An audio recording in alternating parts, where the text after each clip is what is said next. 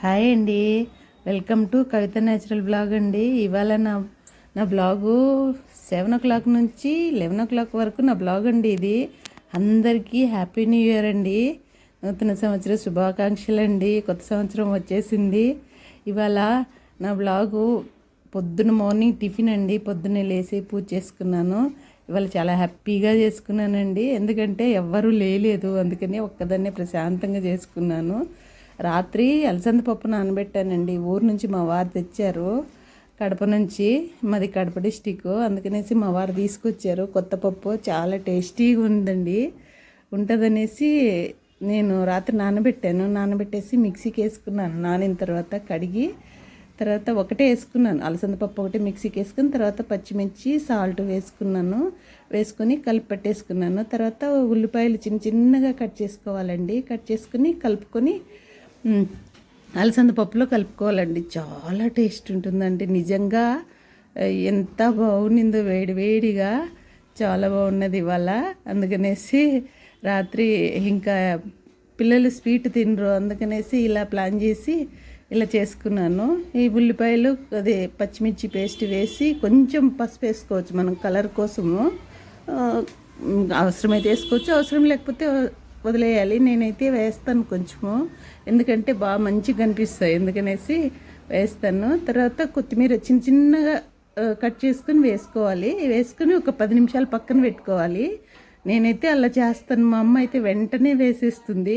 రుబ్బిన వెంటనే అక్కడ గుండ్లు ఉంటాయి కదా, తిరగల గుండ్లు, అలాంటి దాని మీద రుబ్బుతారు. అందుకనేసి వాళ్ళు వెంటనే నూరగారిపోతుందనేసి వేసేస్తుంది మా అమ్మ.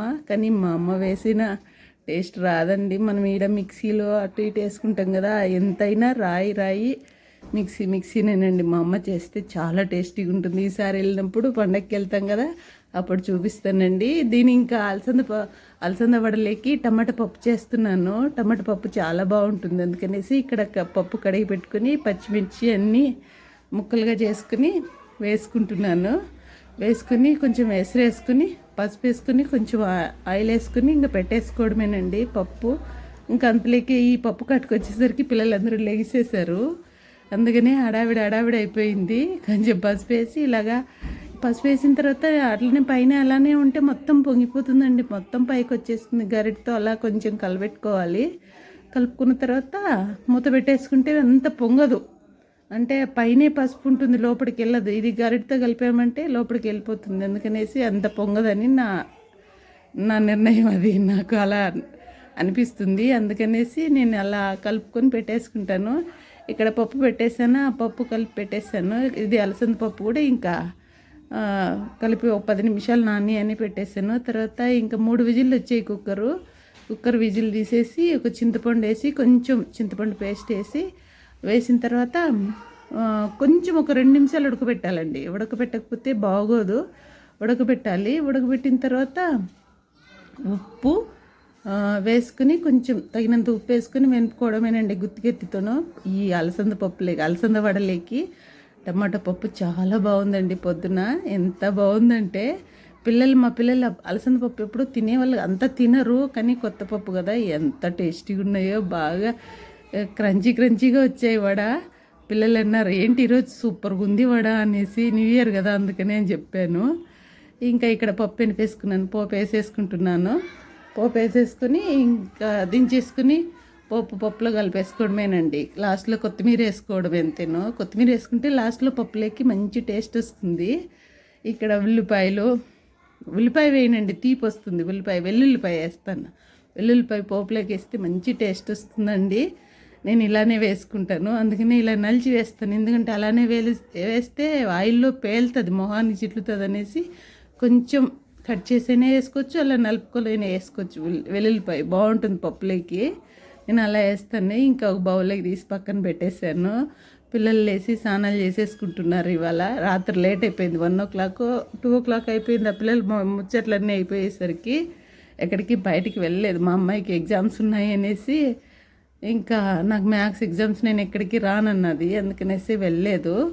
ఇంకా ఇక్కడ స్టవ్ తుడుచుకుంటున్నాను. మన పని అంతా స్టవ్ తుడుచుకోవడము, అది తుడుచడం ఇది తుడిచడమేనండి.